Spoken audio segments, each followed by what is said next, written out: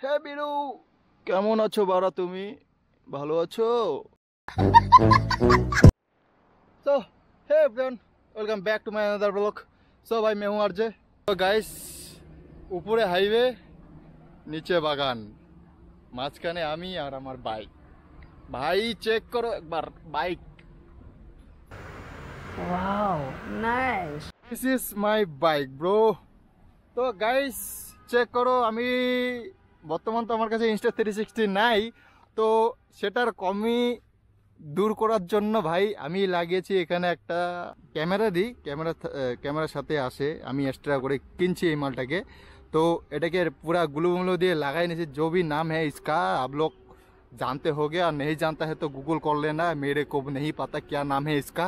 तो जो भी हो, वीडियो साइलेंसर में मत देखो, साइलेंसर थोड़ा गंदा है।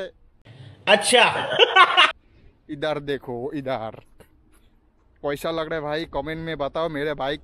भाई पीछे का लुक एक बार चेक करो। ओ भाई কাদো দিয়ে ভর্তি বাড়া। এখানে একটা মূর্তি রেখেছে কিন্তু মাথা নেই ভাই, খুব খারাপ লাগলো দেখে। তো এইখানে একটা আছে ভাই, তো এরপরে ভাই এইদিকে আর একটা সেম কেস। আর এগুলা রাখছে কে সেটা জানি না অবশ্য, পিছনে দেখা যাচ্ছে ক্যামেরায়, জানি না যাচ্ছে কিনা।